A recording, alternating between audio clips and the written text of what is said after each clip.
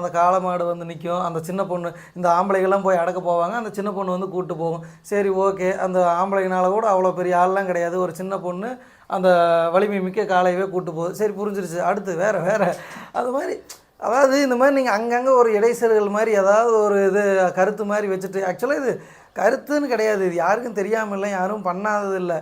இப்போ என்ன சொல்ல வரேன்னா, எல்லோரும் பண்ணுறது இன்னொருத்தர் பண்ணக்கூடாதுன்னு நான் சொல்லலை. ஆனால் இப்போ எல்லோரும் பண்ணுறதே பண்ணிவிட்டு இதை ஒரு உலக சினிமான்னு சொல்லக்கூடாது.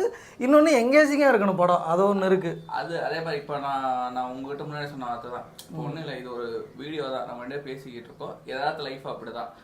ஒருத்தவங்க பேசுகிற கருத்துங்கிறப்போ ஒரு டயலாக் வந்து ஒரு ஓவர்லாப் ஆகணும். நீங்கள் ஒரு ரியல் டைம் சினிமா எடுக்கிறீங்கனாலே அவன் நிறைய இடத்துல அவன் சென்டென்ஸை முடிக்காம கட் பண்ணி நீங்க பேசினாதான் எனக்கு அது ரியாலிட்டியா இருக்கும். இது வந்து டிராமா மாதிரி வாருங்கள் மண்ணா நீங்க வந்து விடுங்க அப்படின்னா கண்டேன் சீதை அப்படிங்கிற மாதிரி டைலாக் பேசி முடிச்சு ஃபுல் ஸ்டாப் வச்சு நான் அவங்க எடுத்து ஆரம்பிக்கிறதே எனக்கு ரொம்ப ஆர்டிஃபிஷியலா இருக்கு.